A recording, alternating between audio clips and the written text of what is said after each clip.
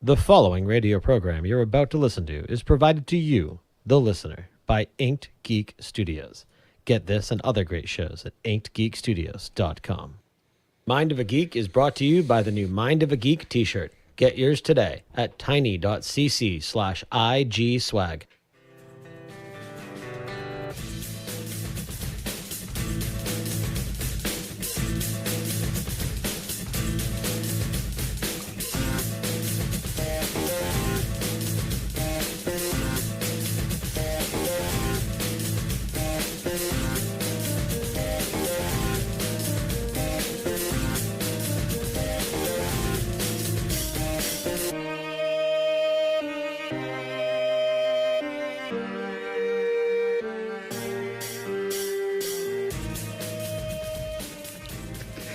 Good evening, everybody, and welcome to another episode of Mind of a Geek. I am your host, Nate, and I am joined, as always, by Brandon. Hello, sir. Brandon, how are you? Well, good.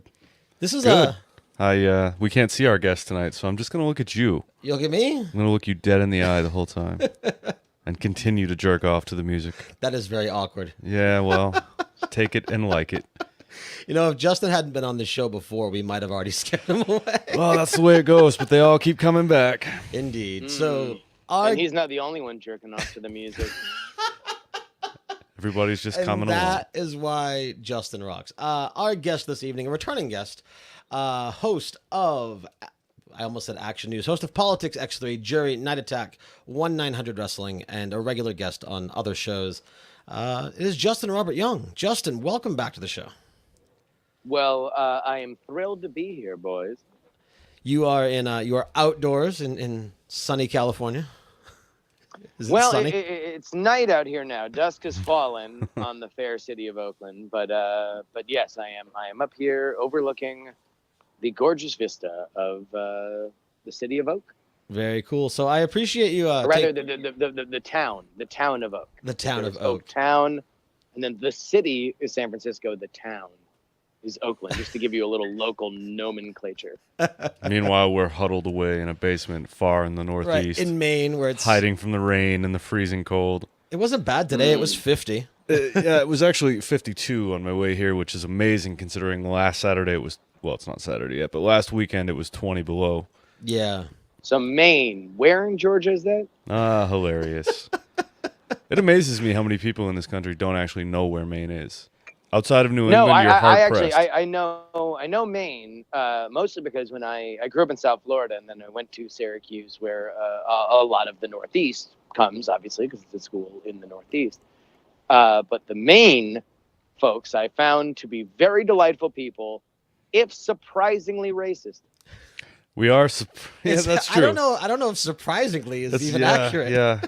But we live here. We're used to it. I had not known a lot of Mainers prior to that. Right. But not only just casual racism, but also then I started hearing stories of growing up in Maine. And, oh boy, listen, it takes a lot from somebody from Florida to say, wow, that's racist. But wow.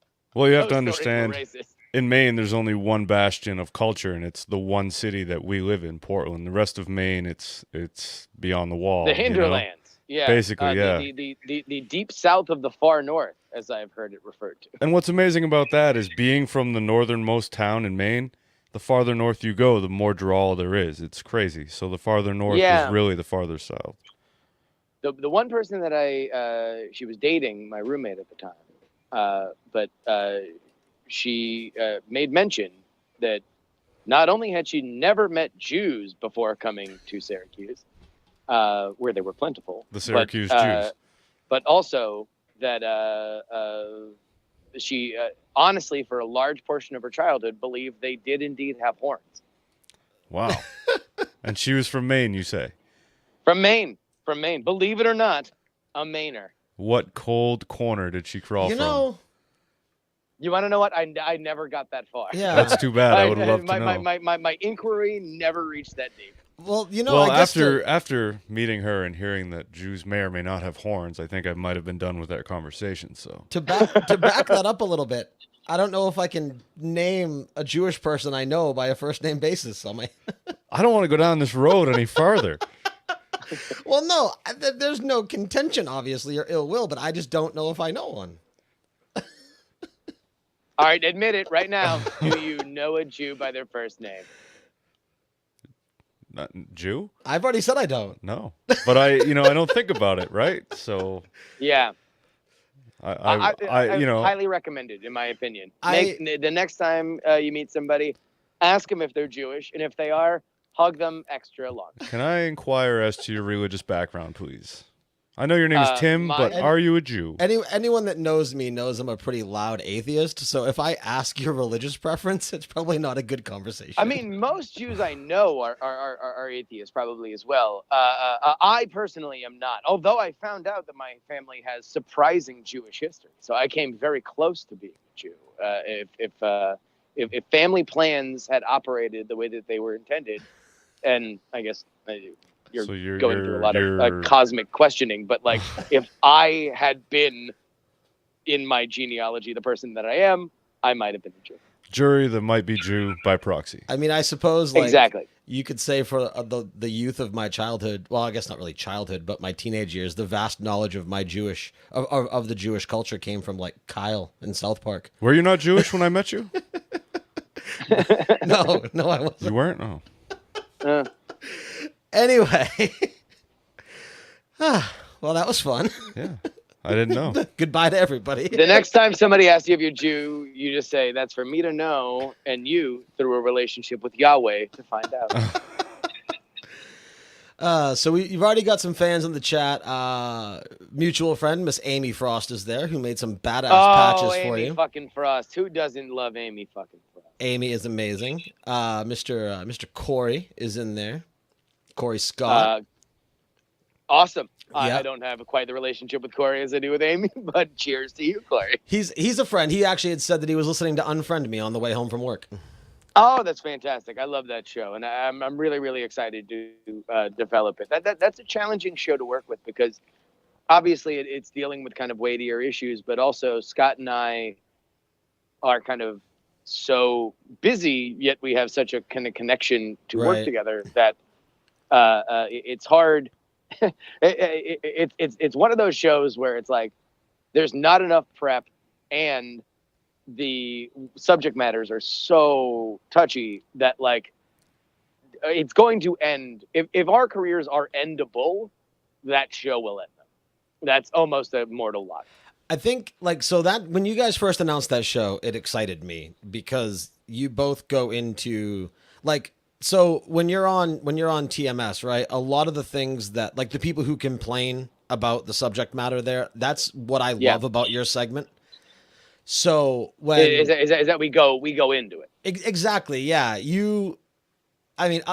Brian has like, and he even mentioned this when he was on the show a few months ago, like he'll try and get a little bit more blue now and then just to see if Scott notices. Yeah. But with you, it's like, I think you are consistently the person that's if Scott ever has to edit anything or mute out something, like when you get all riled up about a topic and like the F-bomb just randomly drops, it's always like my favorite laugh moment. That's always the problem for me is that it's not that because I try very consciously to not curse on that show. Really, the curses that squeak out are as a friend once described to me that I use the F word as a comma. Right. The whole Lewis Black thing. Yeah. And that sometimes is where I get into trouble. But normally what I notice, my experience with the TMS segments is that Scott's the one who winds up cursing and winds up cursing far more than I do. That is what I always hear is Scott cursing. Yeah. So I don't know. Maybe I'm the bad influence that Scott maybe was yearning for in high school. Right. He really should just take a page from your book and use fuck as a mental breath. Yeah, but he's got such a family-friendly audience. Well, and I think, and again, it doesn't need to be on TMS. Now is the time for Scott to enter into a new blue period. Like now, as all of his kids are shuffling out of his house, he can really let his hair down. TMS enters the Attitude Era. Right. Hilarious. Exactly. Yeah. It's just he's just doing Andrew Dice Clay routine. TMS of, news. TMS now stands for the mean shit. Yeah. So back to Unfriend Me. Yeah. So I got really excited because when Scott does kind of go off the hanger a little bit and lose track of himself. Like those are some of his best moments, I think. So with you guys doing that together, you guys have such a great natural chemistry that, I mean, the first episode of that I heard, I was completely hooked. And even when you guys go into it, kind of to what you were saying about how like the prep time just isn't there. And in my opinion, I think that serves the show well. And the reason I say that, like, as long as you have the knowledge of the topic there, which you guys are typically on point for, and if you do miss one thing, your chat room is always on top of it. And sure, the lack of ability to prep too much means you kind of go into the topic fresh, which doesn't allow either of you to kind of overanalyze or overthink it. So when you are there on the show, everything feels more off the cuff and it feels more like the true opinion as opposed to the rehearsed opinion. Sure, and I guess my only thought with that is oftentimes the thing that will end a career on serious topics, to be honest, is not necessarily a refreshing opinion or a good opinion. It is a shitty opinion that you didn't realize was bad because you're literally just talking off the top of your head, which I do all the time, and I've said many bad opinions on air. In fact, you know, I've often said that at some point, specifically with the politics stuff, because it's going so well, that at some point, I mean, I've already gotten some gigs that are beyond where I am, right? I've gotten paid to go do stuff. But the more I do this, the more it is likely that I will get paid by a larger organization to go do other stuff, if not permanently. Right. And that career will end.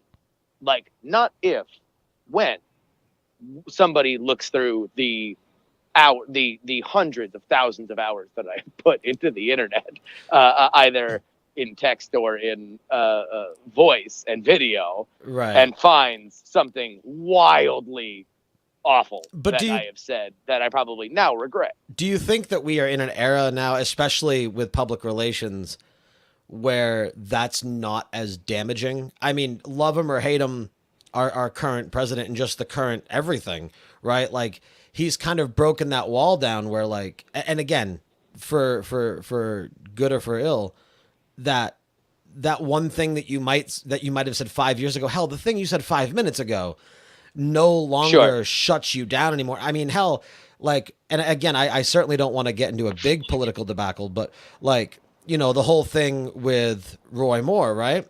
So yeah, Doug Jones won, and that was obviously a good thing for some people that wanted that. I think the way you had mentioned it on TMS was like the whole, like, if you vote with your morals or something like that.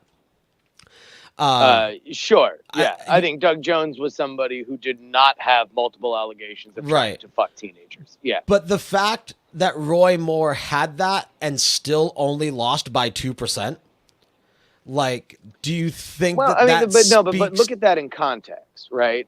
Like, the fact that he lost by 2%, it's kind of like I don't know. Are you guys sports fans at all? Yeah, fair weather. Yeah, I mean, I'm local team sports. I'm a Patriots fan. Okay, so. well, just to understand. So if the Patriots, imagine the Patriots aren't the dynasty that they are, and they're just a football team, right?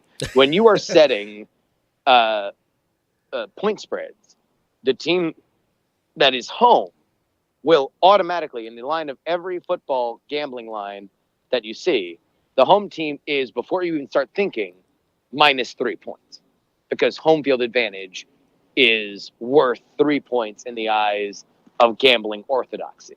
Okay. Right? So if, let's say, somebody is coming to Foxborough to play, and the Patriots are only favored by 1 point, that means that the odds makers believe that the visiting team is 2 points better than the Patriots. And I mention that to say that Roy Moore, as a Republican in Alabama, was probably 20 points favored, right? Because in Alabama, they don't vote for Democrats. So you have to the fact that he lost by 2 points really means he lost by 22. Right. So, like, for like golf lingo, like kind of playing the handicap. Sure, exactly. Right. And so it's like, you know, in that, not to be pedantic, to get away from your larger point, which I think is, you know, that now in a social media era, things don't mean as much as they used to when we were in a monoculture, which I agree with. But yeah, I think in that example, Roy Moore losing by 2 points should be looked at as a thunderous, calamitous failure for any and all involved. Okay, that makes sense. Well then, so back to the original point of but we're in an era now where like you can kind of, to a point, say what you want, and or at least say things that, I mean, well, you can if you're the president, but if you're everybody else, you live in a world of outrage. We live in this strangely nihilistic country where our leader can do all these outrageous things, but if you do anything, especially on the internet, holy, you're gonna have a shitstorm. Well, yes, of course. I mean, but I also think that what we are the infancy of is, like, when people say outrage culture, which I think that there is no doubt that we are in a different era of sensitivity for everything, about everything. However, I do think that part of the reason why things get destroyed are shifting cultural sensibilities, that now things that used to be okay are not. And also that we are similarly in our infancy, which can't help but lagging behind of how to talk about these things. So if you are in trouble, how do you discuss it? And part of that is there used to be a world where you could say, I'm sorry if you're offended. And that's not the case anymore. Either you loudly denounce it or you take responsibility as earnestly as possible. And that is a tremendous shift, not only in media, although that's where we see it the most often, but also in culture.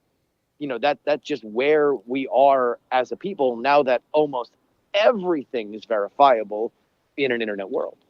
Now, do you think I was having a conversation on Facebook, and it started off as a conversation about privacy, and targeted advertising and whatnot. And I'm somebody who targeted advertising doesn't bother me. If I'm going to see ads, I'd rather them be something where some cookie somewhere told some website that, hey, he was looking at these, let's give him a deal. Like, I don't mind targeted advertising. But the counter argument that somebody gave to me with that was probably the best counter argument for that I've ever heard, which was that if the algorithms purely focus on targeted things, like, let's move it away from purchases and let's move that towards politics or political things or anything with an agenda. If it's targeted, you are only going to see, or for the most part, mostly going to see things that favor your cause or favor your message or things that you'll support to give you the feeling of maybe more strength in your argument. So in this vast world where, like you said, virtually everything is verifiable, and depending on what website you look at or what newspaper or whatever news website you read or what podcast you listen to, you can find yes men no matter what you believe. So people will strengthen themselves with that, or at least strengthen themselves in their mind without really opening themselves up to the opposing opinion or multiple opposing opinions. So because we surround ourselves via social media, via internet friends all over the world, or again, the articles that we read, people are less willing to hear opposing opinions because they don't get thrown at us as often, and we can hide in our shell and that's why we've become so argumentative, because we haven't been forced to kind of politely associate with people of opposing views on a daily basis. Well, there's two ways that we can go with this, and I'll let you guys determine which one we do first and whether or not that merits the second. The first is, do you want to talk about why we are targeted, or do you want to talk about why we argue with each other? Well, I mean, I think you should go with why we are targeted. Why we argue with each other. It's human nature to argue with each other. Well, no, I think that there are very, very different kind of internet-specific issues. But we can start with the targeting thing, because I think that's a shorter conversation. Number one, if you do not want to be targeted, then are you willing? Anybody who complains to you, I was targeted by something, then ask them, are you willing to pay $5 a month for Gmail? Are you willing to pay 5 cents a search on Google? Are you willing to pay for all the things that you now get for free that we have taken for granted? Because anybody who pirates anything, to me, morally, forfeits your right to complain about being targeted, because the culture that we have built, and I'm not complaining that it exists because I certainly take advantage of a lot of this stuff, up to and including piracy, is that if you are not paying for it, you're the product. And in an era where we have totally destroyed television and we have totally destroyed magazines and we have totally destroyed newspapers, the three biggest ways that advertisers were reliably able to get to people, we now have a world where Google and Facebook own advertising, not online advertising, advertising with a capital A, underlined, bolded, and put in Comic Sans just for laughs. Like, it is it. They are the only player in town. So yes, we are targeted, and yes, algorithms run everything. So I'll pivot to why we argue. Why we argue, I completely agree. We are shown exactly what we want. We are shown exactly what the algorithms prove that they know we are most interested in. And I believe that it is not only dangerous, and I don't blame the companies because they are learning as we are all learning. I can blame them as we know more for not changing. But for right now, I think that they are just doing the best that they can. But I believe it is creating security holes in our democracy. And you can see it in how the Russians actually tried to hack our election. It was not by passing along data dumps to the Trump campaign. As we saw, them effectively giving it to Wikipedia was easier and better and actually made the information more valuable than if they had just put it in Trump's hands and he said it out loud. What they really did was buy advertisements on social media to inflame both sides. And I don't mean that to say that both sides are equally bad. I mean, that's what they literally did. If you look at the ads that they bought, that for just as many cop shoots black people ads, they bought people shouldn't be kneeling at football games ads. And that, to me, is proof in a security terminology. There is a hole. There is a verifiable security hole in how we talk to each other and how we determine who should be the president of the United States of America. And if we do not acknowledge that, this hole will only get bigger and we will only be more vulnerable to it. And the more we argue with each other, instead of understanding that this is a thing that is happening, the worse we will all be off. Well, what I take from that is that the further we go along, we're blinded by media, and those of us that don't think for ourselves and just go along, our time is over. This country's time is over. We're on the downward spiral.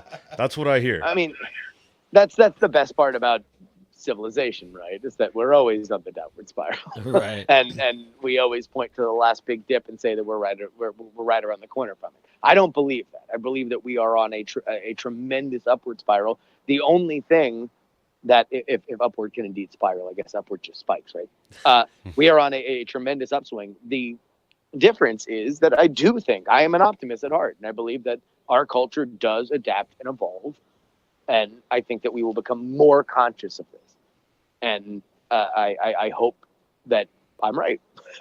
Because I hope that it's a matter of lesson learned from the current presidency. Right. I think a lot maybe after Trump, we'll have a moment of retrospection.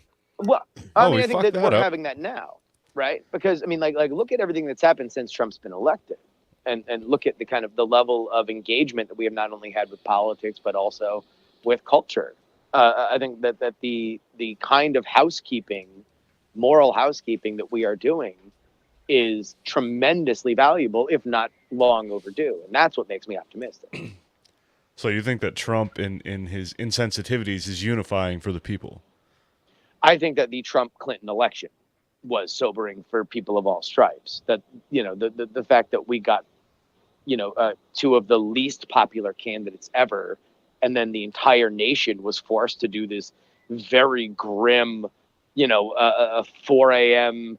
at last call decision on whether or not to, drive drunk or not, right. Was tremendously sobering. And it made people think about, like, okay, how many little moral lapses did we have along the way? How many little elements? Whoa. Sorry, wait, hold on. My headphones died. No, it's okay. Little moments where we said, okay, well, this isn't perfect, but it's good enough. Did we have along this path? Because now we're looking at the fruits of that. And now Trump won and not Clinton. But I think if Clinton won, then we would have had some of these on the other side as well. No, I totally agree. I think it was a lose-lose situation either way. But what I see now is the greatest foresight people have from Trump winning is that now they hope Oprah will run or The Rock. We can't do better. I mean, Dwayne Johnson for president, 2020. Yeah, I mean, yikes! Look, look away from Hollywood, man. I am certainly one who smells what The Rock is cooking, and I will always be a fan of Mr. Johnson. And Oprah is Oprah, but don't get focused on these tiny things. At the end of the day, it's not the media now more than ever, and I think this is what we are slowly understanding.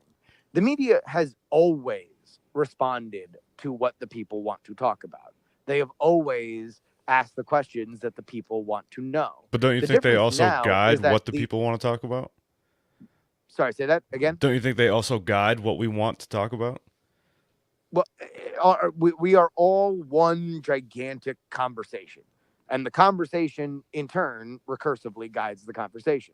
Here's what's different. It's cyclical. It used to be, at the very least, a 24-hour turnaround, if not a month turnaround for magazines, for our opinions to get back to us, at which point we had new opinions, and it seemed like, oh, okay, well, these are people's guesses on what they will be talking about a month from now. Now we get everything immediately.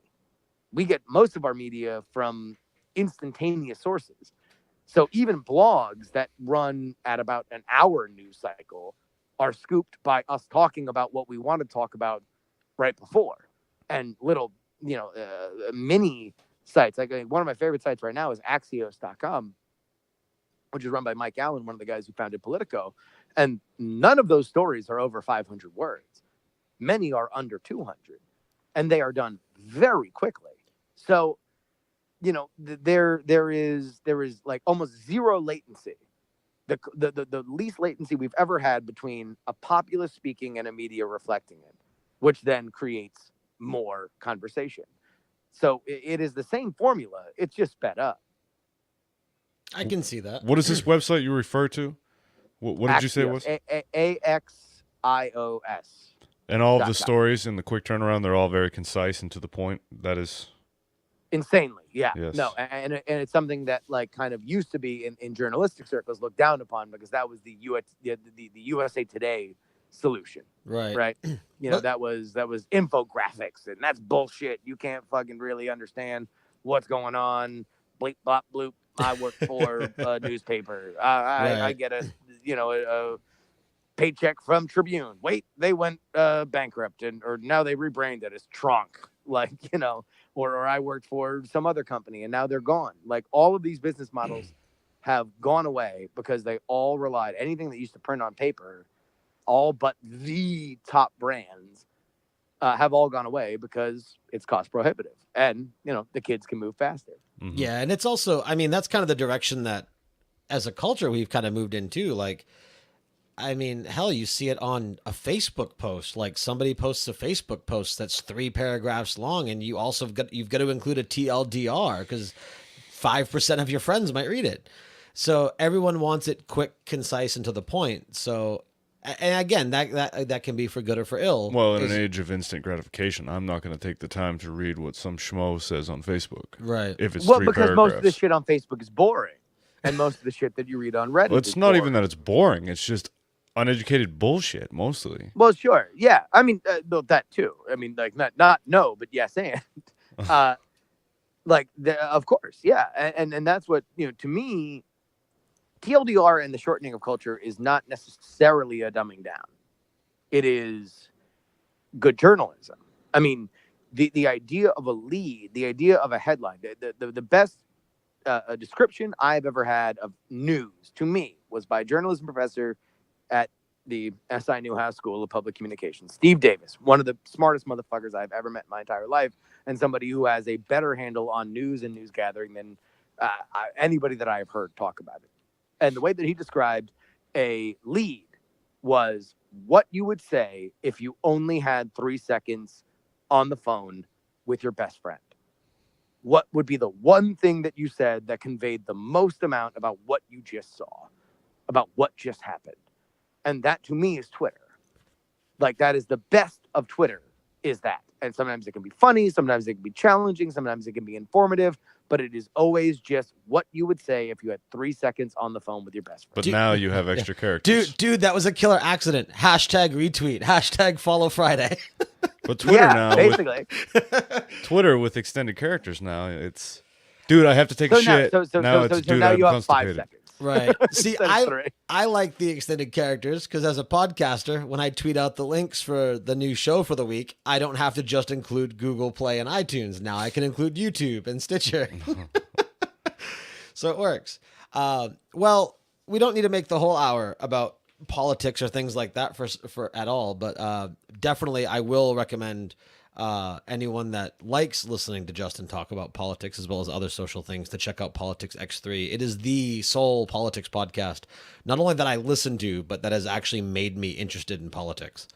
Oh, that is horrifying. I always think that politics should be a after dinner mint to other political stuff. And as flattered as I am that you listen to it, and I hope that many other people who listen to this do give it a shot.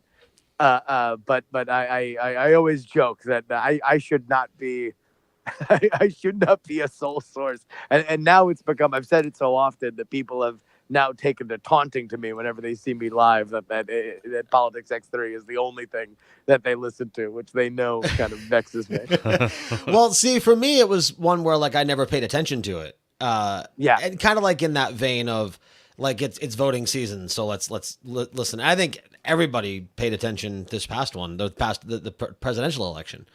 But I think and look, I think to that, if you hate politics, and specifically there are a million reasons to hate politics right now, but I do think that I am a good gateway drug for you paying more attention, because a lot of the stuff that we focus on is non-judgmental, I think might be the kind of best way to say it, which is dangerous to say because most people the judgiest people are very sensitive about the idea that they judge others. But I think that's what I strive to, is that, look, let's focus on the things that are clear, as opposed to me trying to tell you how to think, which I think is 90% of not just, all political media really is on some level telling you how to think as opposed to asking you to think based on facts. Right. And I think that's the big thing, is that no matter what side you fall on, nobody listening to your show is going to view you as, the phrase I used earlier, no one's going to view you as like a yes man.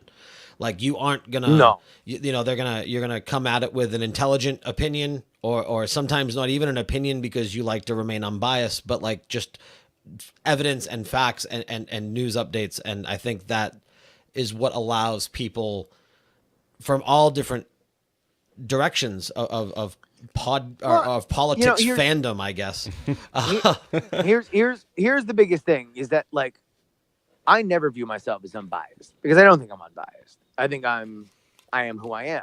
The biggest trait that I have, which I think is the heart of any journalist, is the worst that you can do is to be too sure.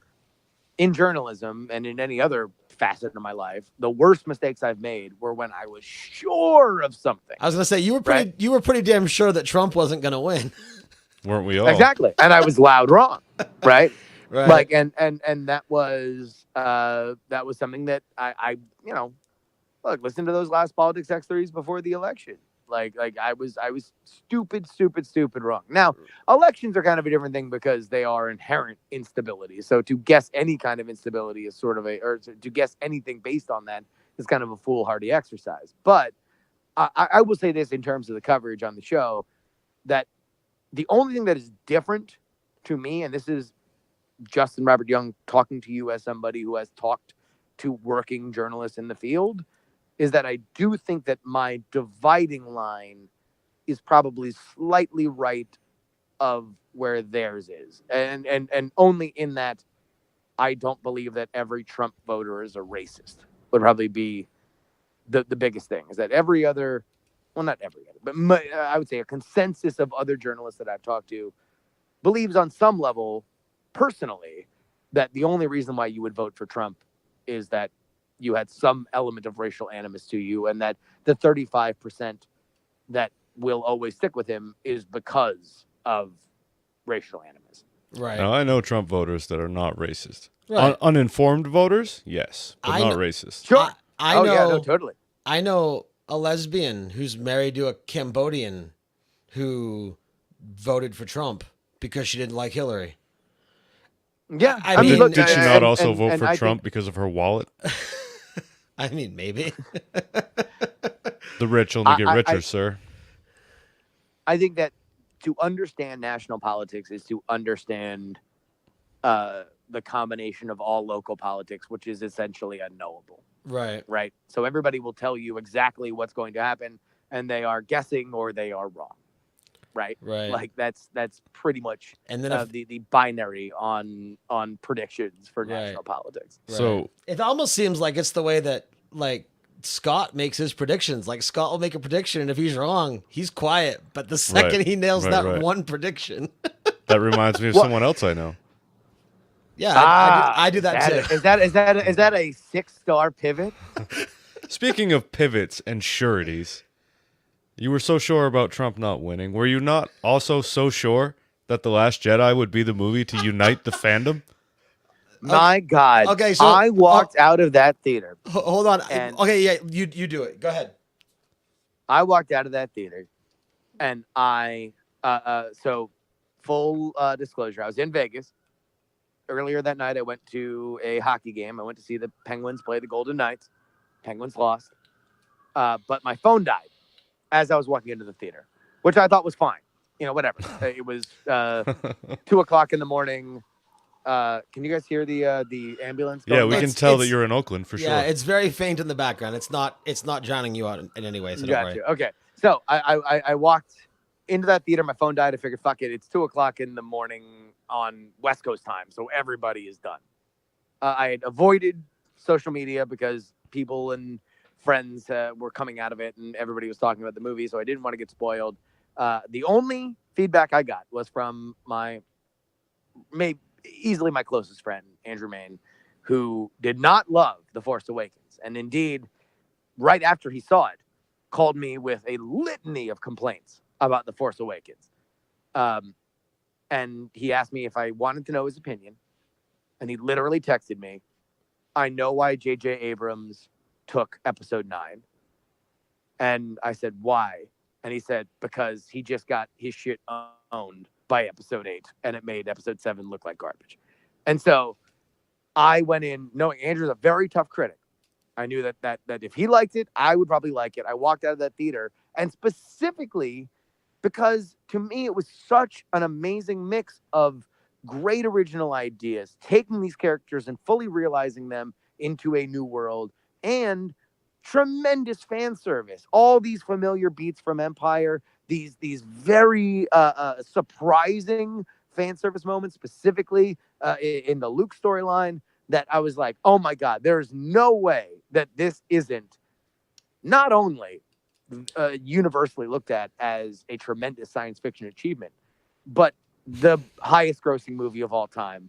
I've never seen on this stage an execution quite like this, not out of the park, out of the state. It is now a federal crime because it's crossed state lines.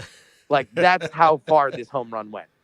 And yet, when my phone booted back up, lo and behold, was I surprised to see the whinging and the crying. Right. That is amazing praise for a movie that I went into highly excited, scintillated. And within 10 minutes, I felt like a child with an adult that I had known for a long time who suddenly touched me in a way I was unfamiliar with and was totally verklempt as to how to take it. And I saw it a few more times, and the anger built. Number one, for somebody who doesn't know a Jew by the first name, an excellent use of a year. You like that? I did that on purpose. So, and it's the little things, man. Like, I know Lando has aged out of being able to be in that movie and still keep his Lando cool. But Benicio del Toro's character, so in and out. What is the point of the vegan agenda in the casino world? I don't understand why it's there. It makes me mad. So mad.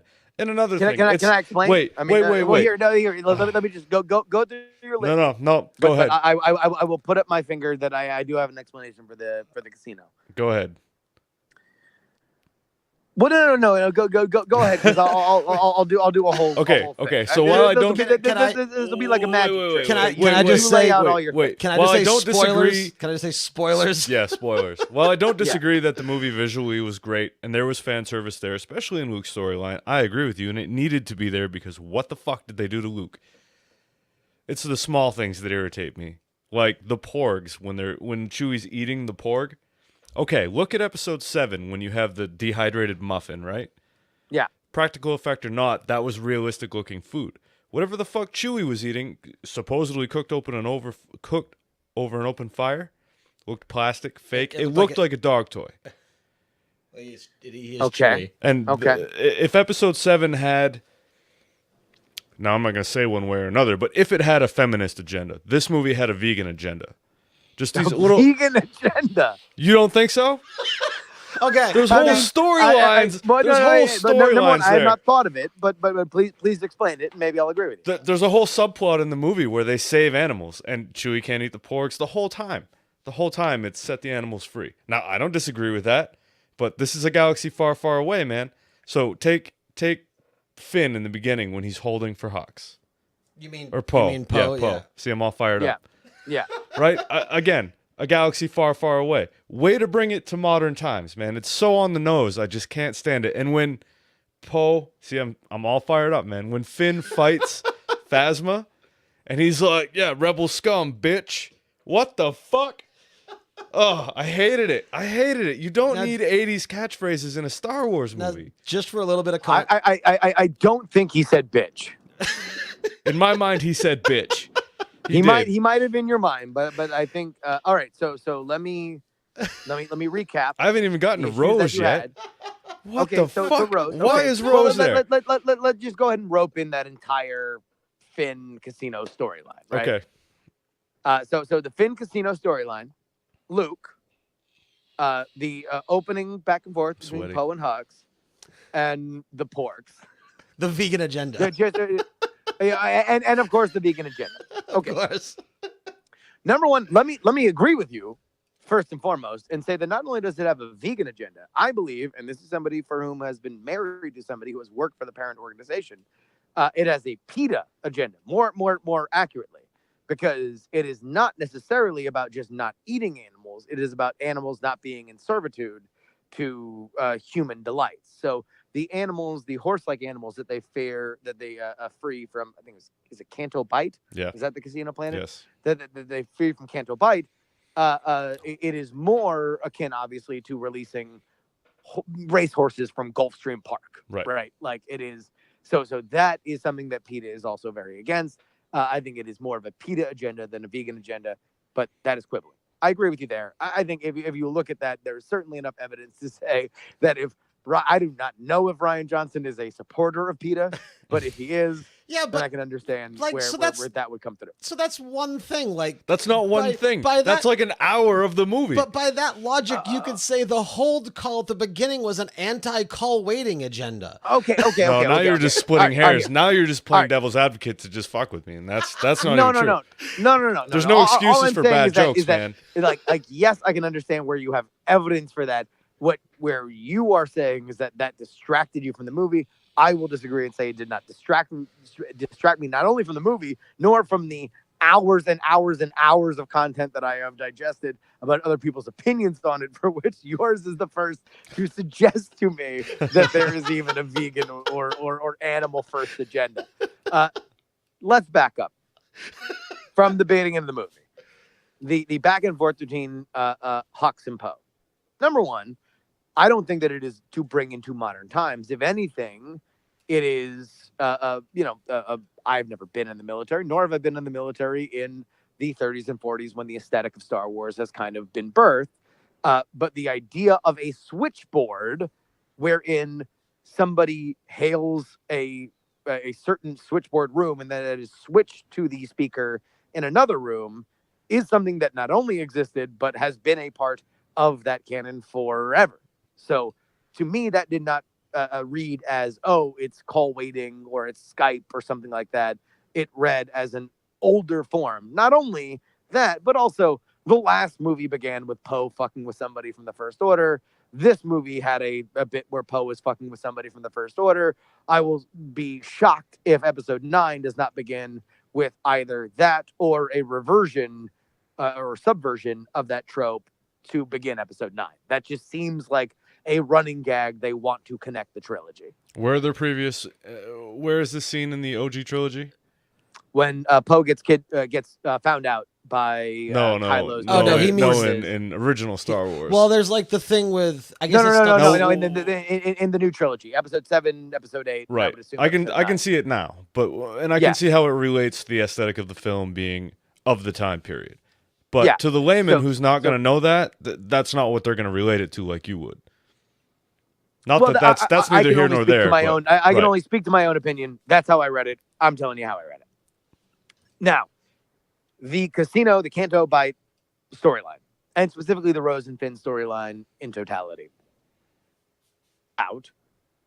Finn realizing that he is not a coward looking for survival. He is a fighting member of the rebellion. That's his storyline, and that's why it is a triumphant moment when he says he is not scum. He is rebel scum.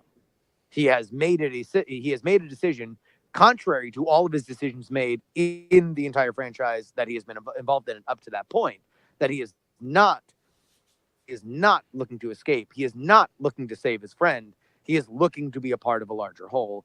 And his declaration of that, to me, thematically, is why that moment matters, specifically that line. The Canto Bight storyline is specifically tied to the epilogue or the last moment of the film about the tie between that storyline and the Leia storyline specifically. The idea that in the Leia storyline, they are going from place to place to place, surviving throughout their own bad decisions to save their rebellion effort as this ascendant First Order now appears totally insurmountable. And they get to this remote asshole part of the universe, still with the Empire, with the First Order rather, on their heels. And they call out to the Outer Rim, literally the last possible people that could help them. And the last thing that Leia realizes before Luke walks in is nobody's called back. It's done.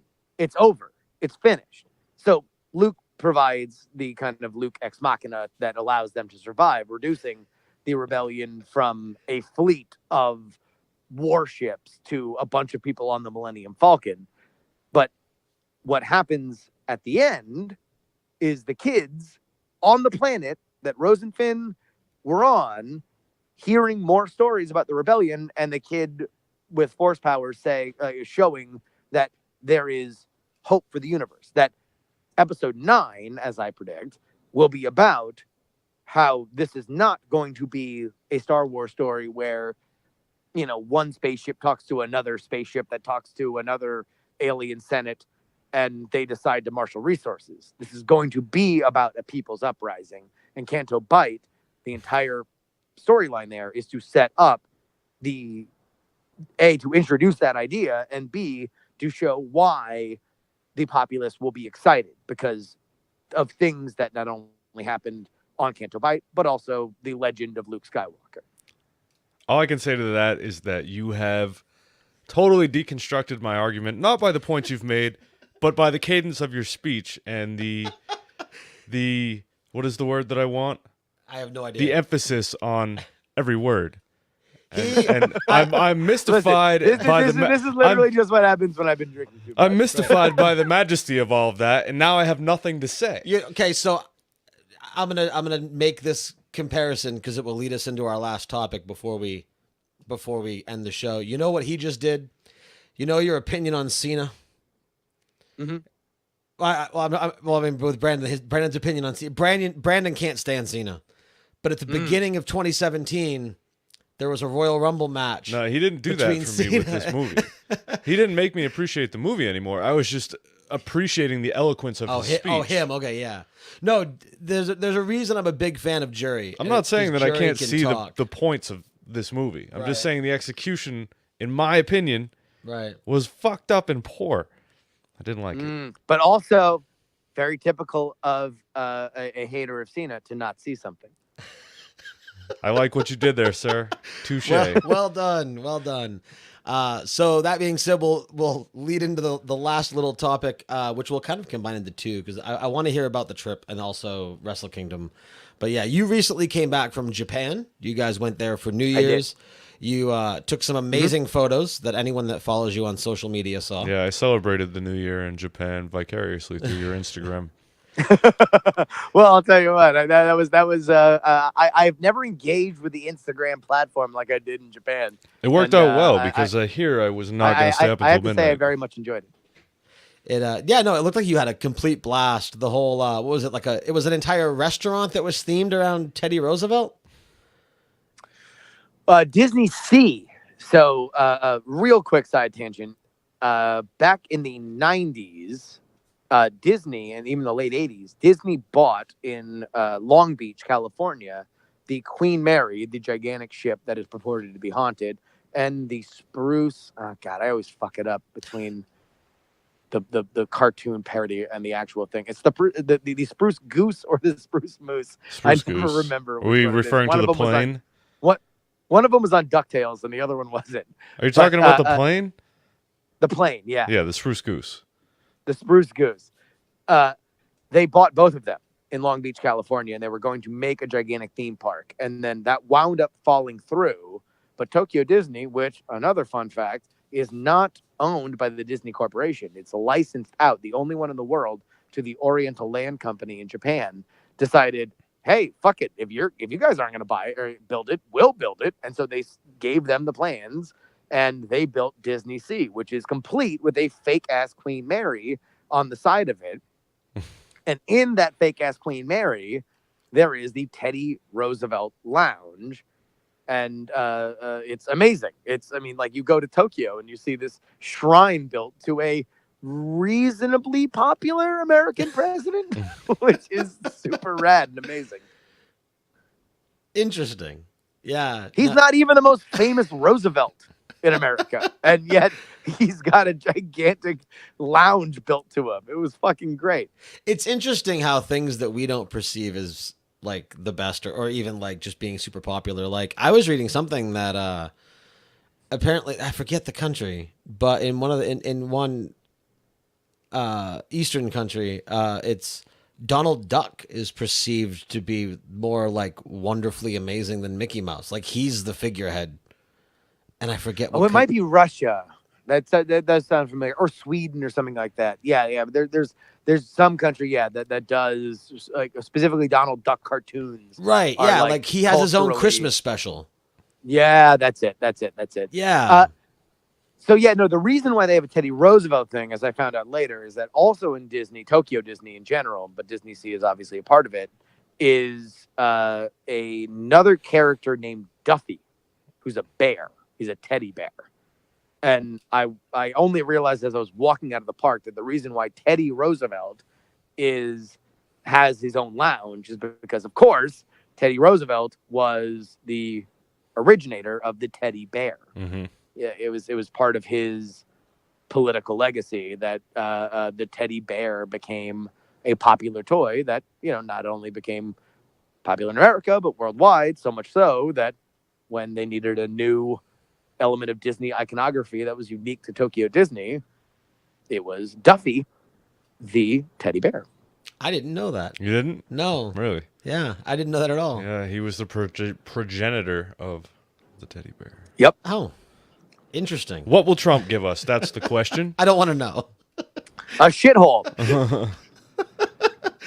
So among all the other wonderfully fantastical things that you did in Japan, you went to Wrestle Kingdom 12. Yes. I was really jealous. I heard you talking about it a couple times on 1-900 Wrestling with Dills and how excited you were that you were going. You got to see what I can only imagine was one of the most incredible wrestling matches of all time, as well as several other matches. Yeah. So, like, I mean, how? Because obviously, I mean, this is Wrestle Kingdom 12. You know, New Japan Wrestling is huge. There are many stars that travel all over, and you know, some stars that were there are now in WWE and vice versa. How was it to be there? You know, it's kind of hard to separate the experience as a wrestling experience from the experience of being in Japan, because it is a very different culture. It is a very different city. I always like to kind of describe cities as in reference to other cities. So Tokyo, imagine if San Francisco was the size of New York, but also far bigger than New York. I mean, I think there's 32 million people that live in Tokyo. It is the mega city to best all mega cities. In comparison, I think 8 million live in the five boroughs of New York, which is the largest city in America. It's gigantic. It's amazing. And the Tokyo Dome is probably, you know, I think like at capacity is like it's probably sub 70,000. It might be closer to 60. So that is lesser than a lot of football stadiums, far lesser than I think most football stadiums are around 80 to 100,000. Right. Yeah, because I think WWE has hit 6 digits at least 2 or 3 times. Yeah. I think usually it's like 103 or 104 right. or something like that. I think usually it's in Texas. Regardless of the truth of it, Michael Cole will tell you way more. Yeah, Michael Cole will the numbers exaggerate. will be enlarged. Yeah, exactly. Well, no. Their Pontiac Superdome record was the record forever until the Jerry World WrestleMania a couple of years ago, where they broke it, which even according to Meltzer, they broke the actual attendance that they got at the Silver Dome. So it is their largest crowd ever. Okay. Although that WrestleMania is so disappointing compared to, I think, every WrestleMania around it, just because of injuries. But all right. Wrestle Kingdom. Wrestle Kingdom is amazing. The Japanese crowd is fantastic. They are very attentive. They're very quiet. And that's not just something that you hear when you're watching it. It is fucking quiet in the arena right up until the main event. Naito and Okada, people were in motherfucking vested in the leader of Los Ingobernables de Japón beating Okada. And it was very interesting to see Okada retain, because that was the largest crowd that has been in the Tokyo Dome for New Japan Pro Wrestling in the modern era. You know, it's the largest crowd that current booking team has ever attracted. And it was a tremendous gamble to say that they will all show back up a year from now to see Naito beat Okada for real. You know, that was a tremendous gamble, because tell you what, when you looked out in that crowd, it was all LIJ stuff. They were there to watch the coronation of Naito, and it was presented as such, and then it didn't happen. Very shocking. Now with New Japan, because you were telling me on the phone earlier, so unlike a lot of the and I mean maybe in the indie scene it's similar too, because my only real indie experience is the local Limitless, like we were talking about in the pre-show. But obviously with our mainstream wrestling, our WWE, and maybe to some degree TNA, I don't know, I don't follow them. The kayfabe is gone. It's you're seeing behind the curtain. You know everything. You've got all of your like traveling in the car shows on the network. With New Japan, they're very much on board with the kayfabe. Like it's very strict to the point. Like they enforce it all. It's played off as though it's real. I don't know if that's totally true. I mean, again, this is the company that gave for their 7th time the Young Bucks their tag team championship. Right. So, like, I don't think that they are necessarily tremendously kayfabe focused. I think that their presentation is extraordinarily sports focused, more so than WWE. I mean, WWE, I think it was Kevin Nash that described it as a wrestling company that does a television show, where WCW and Nitro was a television show that covered wrestling. And there was a tremendous difference between the two of them. But I do think that in what was lost when WCW went away was, as much as the wrestlers used to bitch about, these are a bunch of, NBA and NASCAR cameramen that are shooting our product. Like, there is something to that. There is, like, in a more and more television savvy, digitally savvy age, there is something to, like, okay, you're not trying to fool me with the camera. And it basically, it's kind of for the same crowd that bitches about the, like, super fast zoom-ins when somebody is hitting somebody on Raw. I figured that's where you were going. Yeah, I think that, and that's what New Japan brings. Now, I don't know how much was different in the arena, like, I think that in the arena, it just felt like, if a WWE house show was a big blowout event. But then again, like, to be honest, if I'm going to be really, really honest, I don't know if the in-ring product was necessarily shockingly different. I think that, like, the work rate was probably higher, but was shockingly different to me in the stands between seeing WrestleMania this year and seeing Wrestle Kingdom this year in person. Now, Go ahead. Is Wrestle Kingdom, is that kind of New Japan's WrestleMania? Is that what that is? Oh, yeah. Oh, no, that is their biggest show of the year. Yeah. Yeah, I'm sure given that culture, it's got to be a completely different experience than a bunch of rednecks watching WrestleMania here. Right. Now, well, it was different in that Wrestle Kingdom did not seem as big of a deal as WrestleMania felt. Wrestle Kingdom felt like a very big wrestling show. WrestleMania, WWE is so big for so long. It's like a cultural phenomenon. That it just feels like, I mean, you see fathers walking in with their kids and stuff like that. This is a thing that they will never forget, in a way that Wrestle Kingdom felt like, wow, we're going to see a good wrestling show. Right. There was a marked difference. Right. So I'm curious. So obviously one of the matches on there, which was the match, for American wrestling fans, was probably one of the most look forward to ones, or at least ones that aren't New Japan fans, was Jericho versus Omega.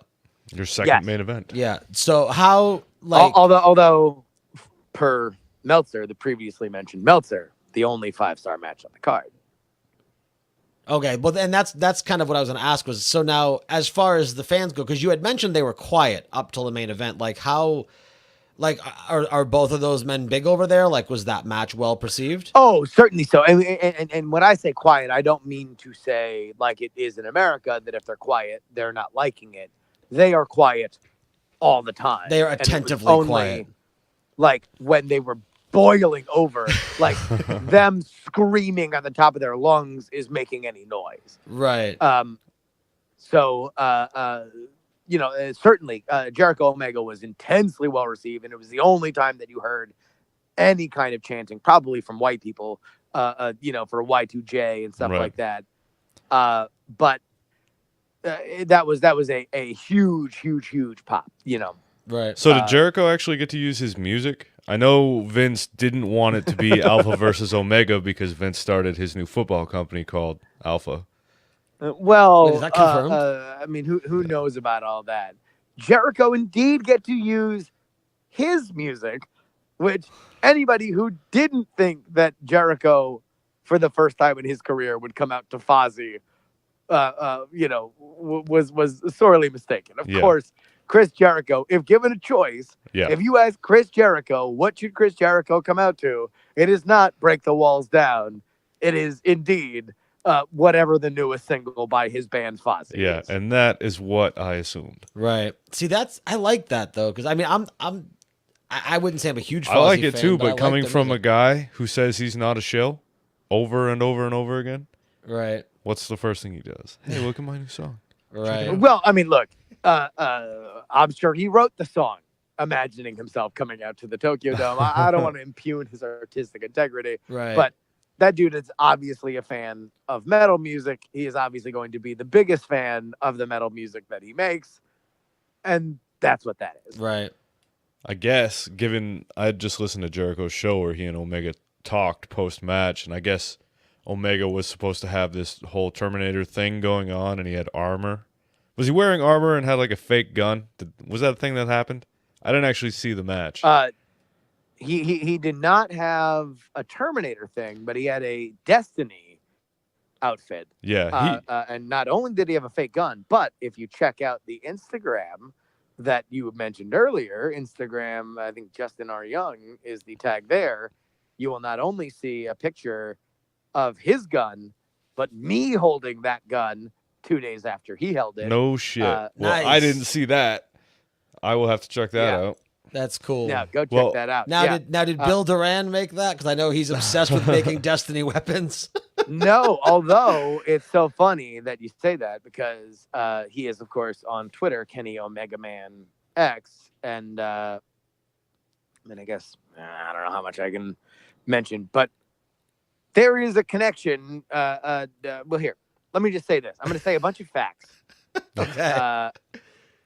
Being the Elite is now has a Twitch channel.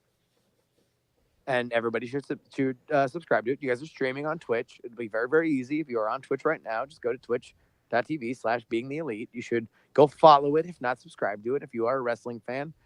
But through, my wife works at Twitch, through the Twitch apparatus, we were thinking about sending a Duran family costume of Mega Man, or at least the blaster, to Kenny, if even just as a little hint that, hey, by the way, we know some prop makers. Heard you were into props.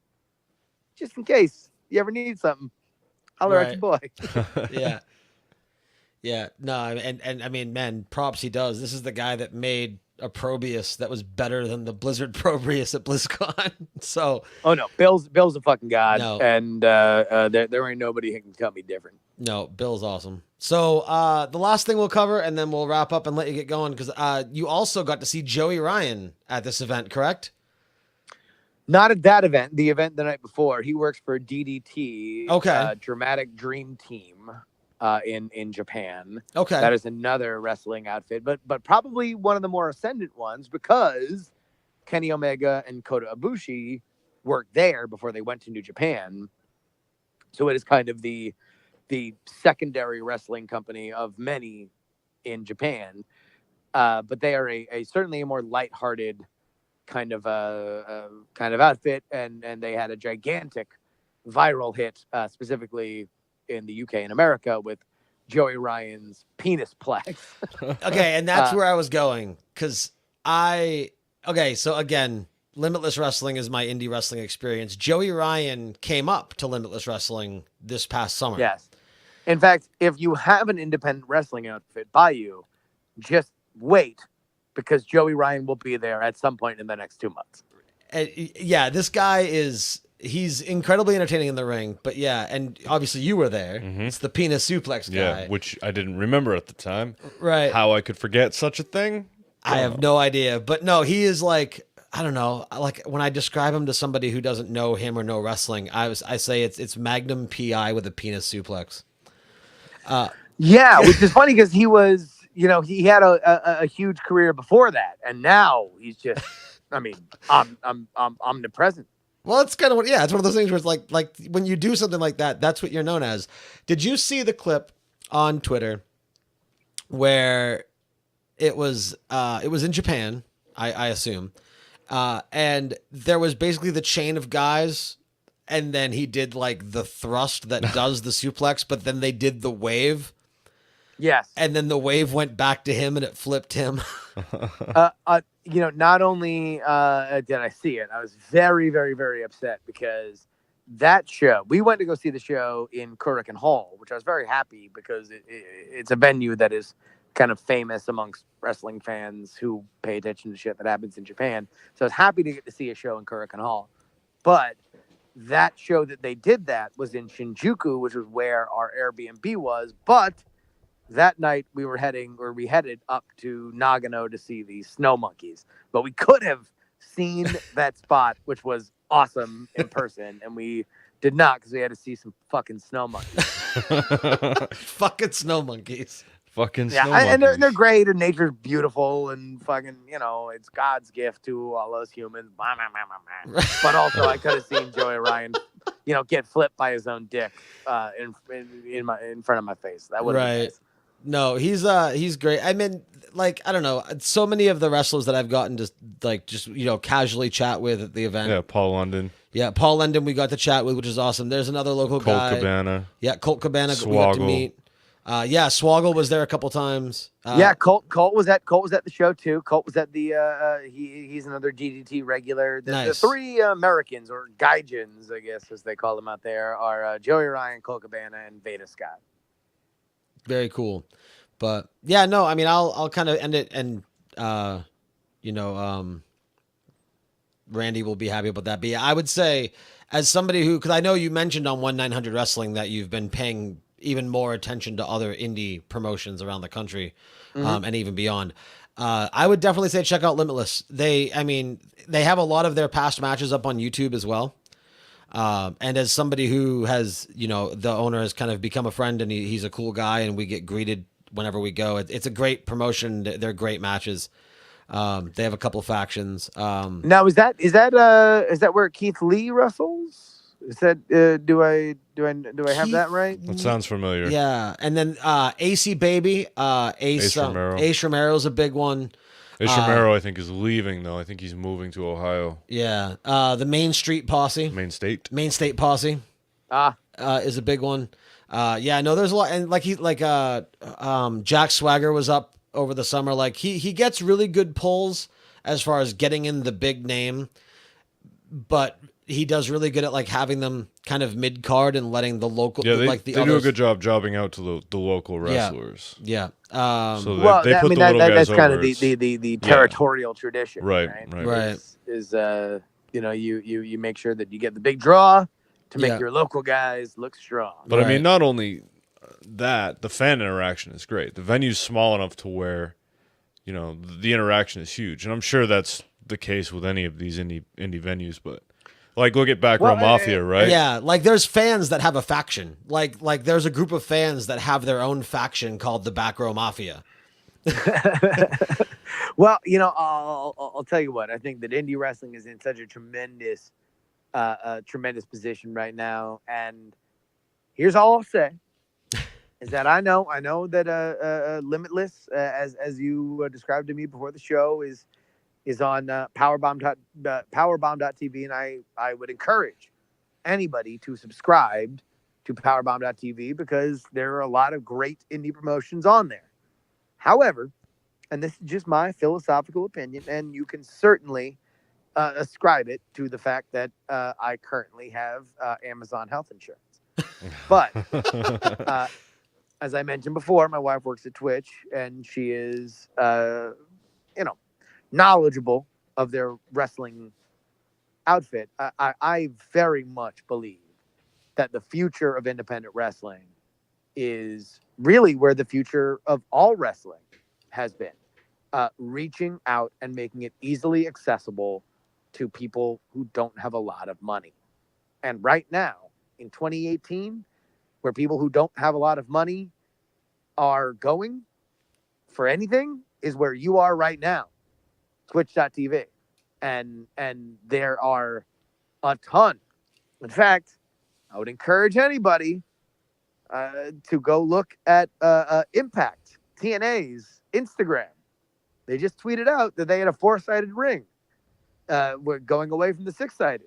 It is on one of those 4 sides that there's a certain logo for a certain website, and I think that if you look at where companies like that are going, and you're going to draw those amount of eyeballs, then any independent company that's not there now, man, I better hope that you're getting a lot of buys on a paywall because you are missing out on a tremendous amount of eyeballs. Yeah, no, I completely agree. I think that's kind of, I mean, it's almost, I mean, not even almost. It's right there up with the podcast thing. Like whether you're on a high level or an introductory level, whatever the case may be, like the majority of podcasts, we just put our content out there because it's all about casting the big net.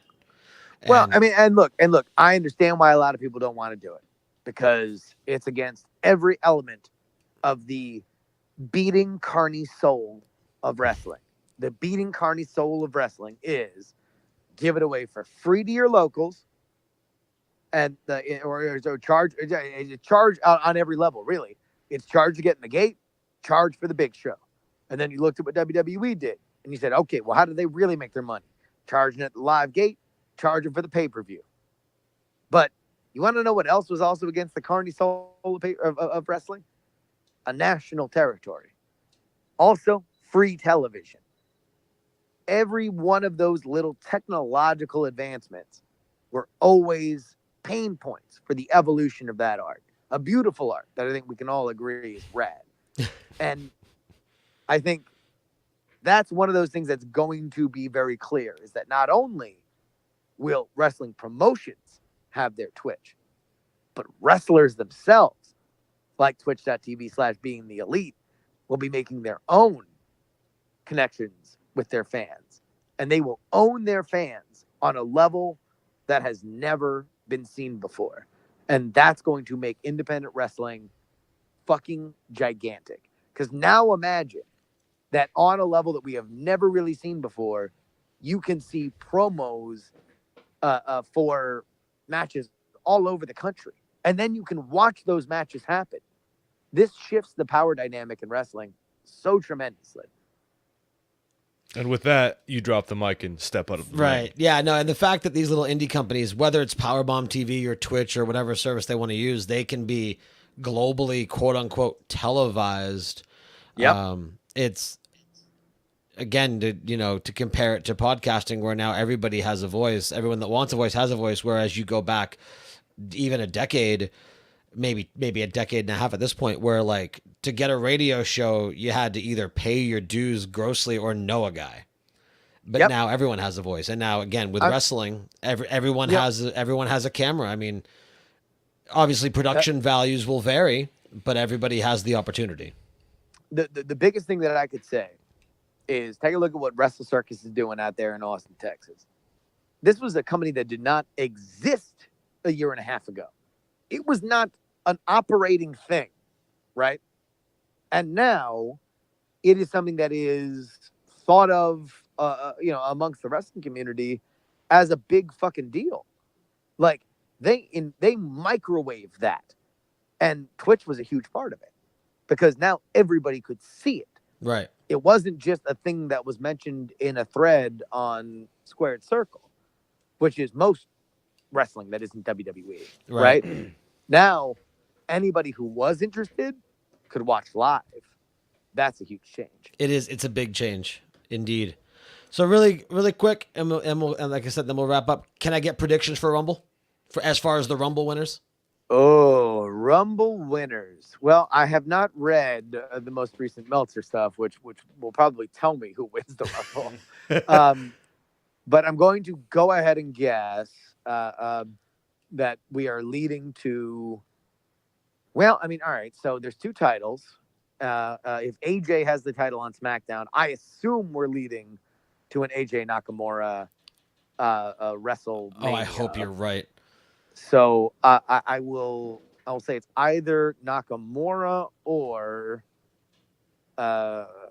Roman Reigns. Yeah, Roman Reigns would be facing Brock Lesnar. So it's either Nakamura or Roman, and I would assume that it would be, if they're smart, it'll be Nakamura outfoxing Roman. Right. Because the one thing that WWE has realized over the past couple of years is that the best way to get the best reaction out of their big shows is for Roman to fall short. You know, and I won't keep you too much longer. I know we're over the hour, but you said something on 1-900 Wrestling, and I smiled so much when you said it because you talked about the Rumble that Orton won. And it's funny because we do an off and on wrestling show called That Was Awesome. And it's mostly just a pay-per-view review show.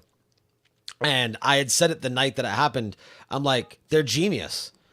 They did the only conceivable thing that they could do to get us to cheer for Randy Orton. Mm-hmm. Yep. And that's exactly what you said. And I'm like, look, right there on the same page. Like, that was it. Like, how do you get people to be excited about an Orton victory? You make it Orton or Reigns. Yeah. Oh, no. It was a Jedi mind trick. And, Right. And the entire audience fell for it. And it was literally when we were walking out of that arena that I was just like, did I just fucking like lose my shit for Randy Orton? Right. Like that's insane. Like, Right. oh my God, they're good. Yep. Occasionally their writers nail it out of the park. Occasionally is the key word. Every now and then Well, they can surprise us. I mean, look, I think that WWE is everything you ever need to know about wrestling because nobody has done it bigger and no one has done it more. Like, for all that we love about as an internet wrestling community, about New Japan, about PWG, about all these other things, right?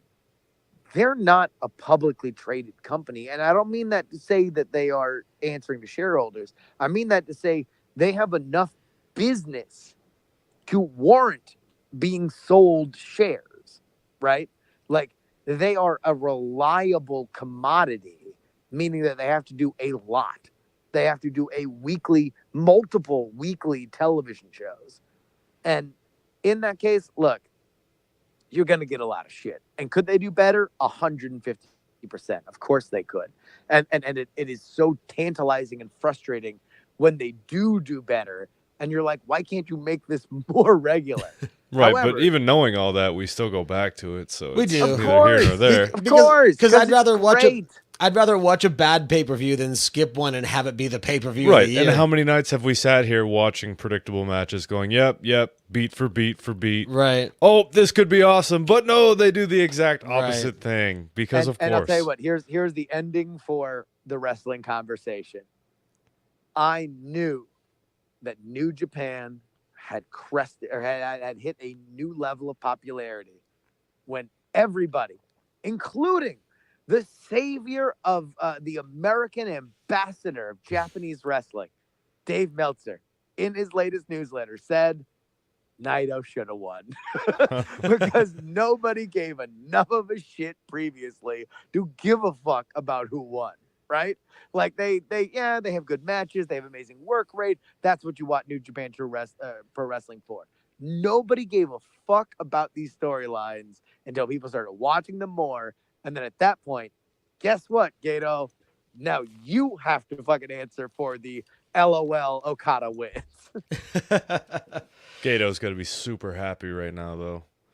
So we've got Nakamura Reigns for the men, inaugural women's Royal Rumble. They botched, in my opinion, the first ever Money in the Bank match by having Ellsworth win. Well, yeah. What do you? There's a growing pain. Right. A growing pain. What do you think? I mean, there's a bunch of rumors. There's Ronda Rousey rumors. There's so many rumors about it. Best guess, your opinion. Who do you think walks away being the first ever women's Royal Rumble champion or winner? I should say. Well, and who do they challenge? Right. Right.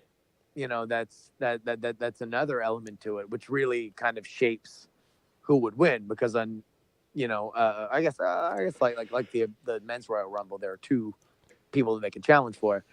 That's wide open. I don't know. Yeah. To be honest, if it were me, it would be Bayley. Really? I think that Bayley is the biggest star that could use the push. Right. And she's ready. She can go. Right.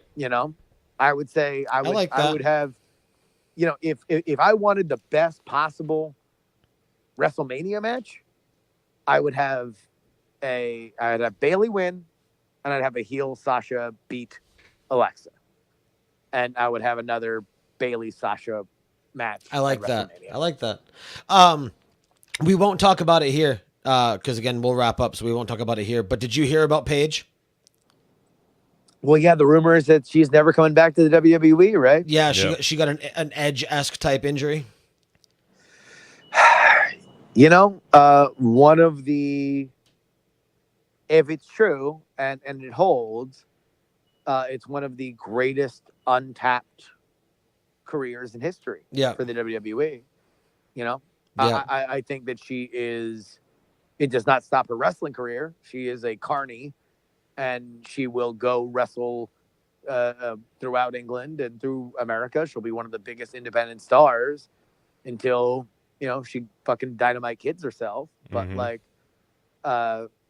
if so, I hope, I really do hope that it's a that WWE realizes her star potential and gives her some kind of on camera role, like Right. if even just as a manager or a commentator.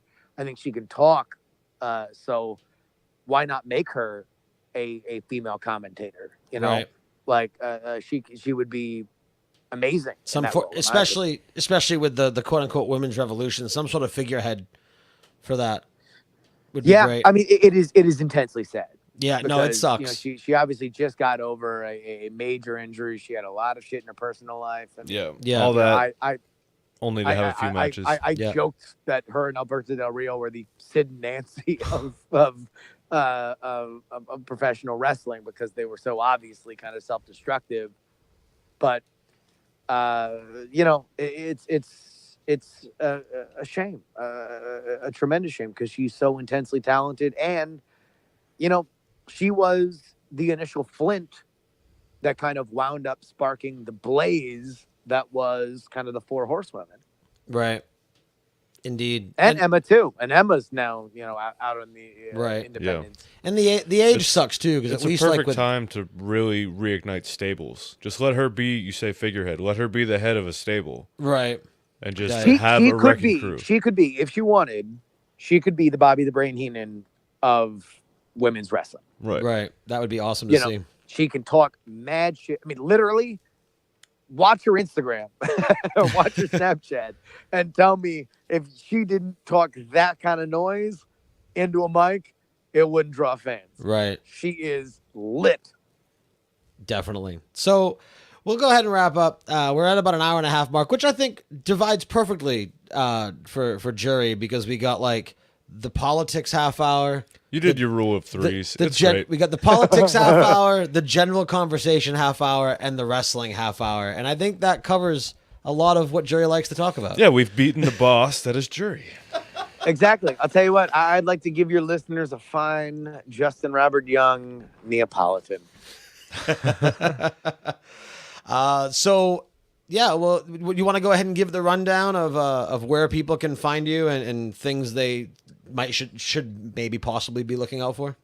Sure. If you like the first third of this show, you should listen to the Politics show. It's very easy. Just literally type politics into your podcatcher and listen to it. I also do a free newsletter 5 days a week. It's Politics X3 Daily. You can get that at tinyletter.com/Justin Robert Young. You can also, if you like the middle part of this show, wait, what do we do in the middle? Just the jury-esque general conversation. Yeah, so jury, yeah, you I would say jury, either you type in JURY in your podcatcher, or Night Attack, of course, probably the most popular show that I'm on, nightattack.tv, or the morning stream, or unfriend me. I mean, whatever. Just type in Justin Robert It's the Young. general You can find code, whatever yeah. you want for all this shit. And then as far as the wrestling stuff, it is 1-900 Wrestling. Me and my tag team partner, Willie Dills Gregory.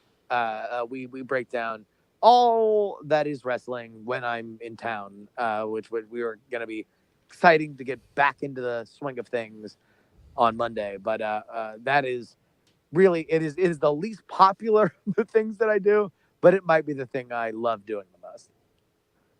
Indeed. So I will say thank you again for taking the time to come on. And I mean, we kind of professed it a little bit the first time you were on, but I mean, I've been a big fan for a long time, since the NSFW days, and I enjoy all of your content. And like when I have moments like in this past couple of months, I had my personal spurts where I fell behind on podcasts, and it's always Jury and Politics X3 that are the first ones that I catch up on. So, Well, hey man, it is greatly appreciated. Like the biggest thing that I have learned is to focus on the people that give a shit about you and not the numbers. You know, right. and that's something that I hope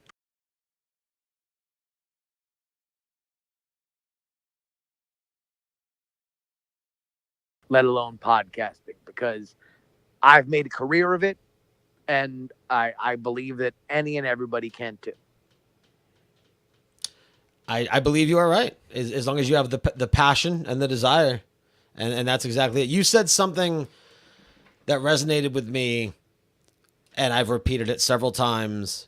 Where and you you said a little bit there too with the whole "don't focus on the numbers," and it was like, if you've got 10 people that listen to your show, that's a cult. Like if you've got the 10 people, yeah, we're on the internet, so we blow numbers up. But if you've got 10 people who come to your house once a week and are silent while they just listen to you talk, like you're a cult leader.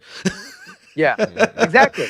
And people lose sight of that. Right. And I've always enjoyed that analogy, and it's always been what I've gone back to when numbers may dip a little bit, or when I'm talking to people about numbers. And I thought it was a great comparison. So again, I mean, a lot of people, yeah. I mean, that whole thing was kind of a reaction to people being like, "No, look at your numbers. Know when you're doing right. Know when you're doing wrong." And it's like, you want to know what? Like, for a lot of people who are getting into podcasting and podcasting in general, which is an extraordinarily young medium, and really podcasting is an outgrowth of radio, which is, in my mind, a very mismanaged medium. Like, nobody knows what the fuck this is really supposed to be. We're all just, sticking our dick wherever we can, and fucking sometimes finding a couch cushion and sometimes finding the love of our lives. So it's like, like whatever, just keep going. And if people are liking it, that means you're going in the right direction. So focus on the passion. Don't focus on the numbers. Right. So I do want to say really quick, because we have a lot of dedicated people in the chat room. Yes, you guys talk. I know you don't sit there in silence while we talk to you. And no, Annalisa, it does not hold still if you yell at us through the screen. So again, Justin, a huge thank you. I very much appreciate it. I hope your new year is going well so far, and I hope 2018 works out great. We didn't get to talk about it, but I'm excited as hell for Action News. We've loved the Contender, and I loved what I got to see. Yeah. I loved what I got to see with Action News at Nerdtacular, and I cannot wait to have it in my hands. Man, y'all are gonna dig it. A birth of a game in China is much like a real human birth, a multi-month process. So, and full of complications and pitfalls. You have to be very, very, very, very careful. So it's taken a little bit longer than we would have liked it to, but it'll be out the first quarter of this year. And I'm super proud of it, to be honest with you. I mean, that game is something that I think we put a ton of work into, and is unlike any game you've ever played, in my opinion. Yeah. It is a new dynamic. It is a new, it is really a realization of what we kind of cracked with Contender, where you were like building natural language to yell at each other through random cards. Right. This takes it to a whole new level, and I'm super pumped for everybody to get it. Yeah, no, I couldn't be more excited. I saw it.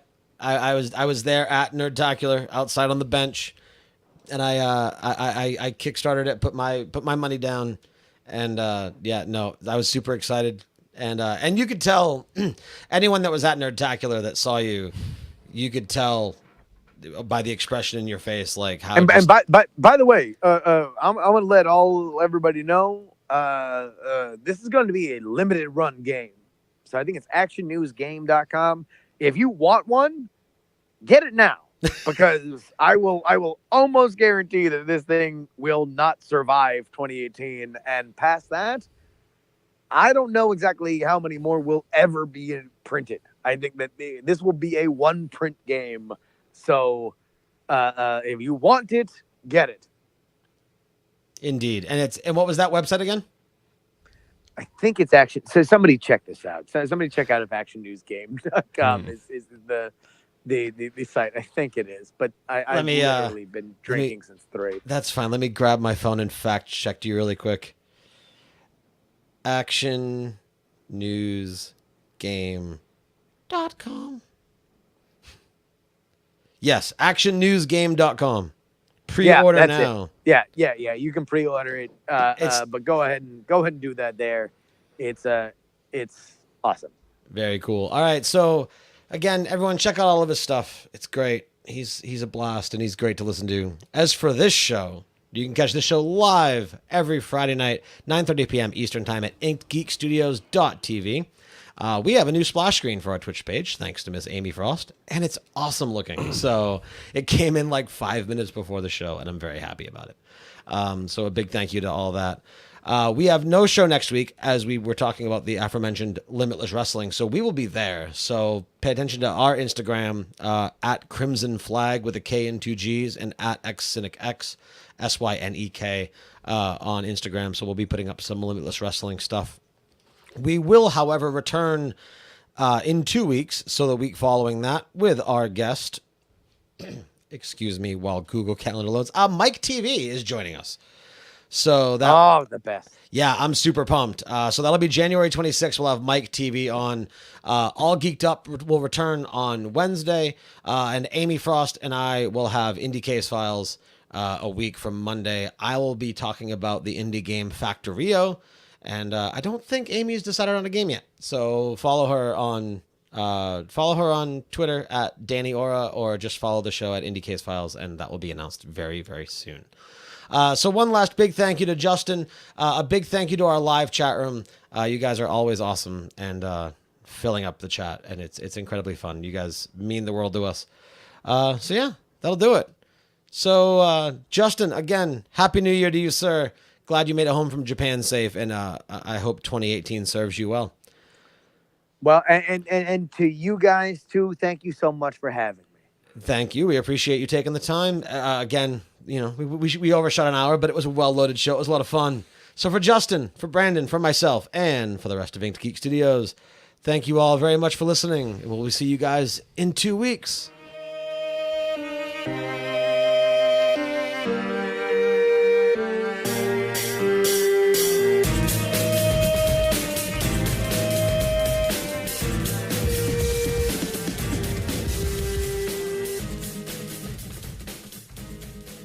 You've been listening to an Inked Geek Studios podcast. For this and other great shows, go to inkedgeekstudios.com.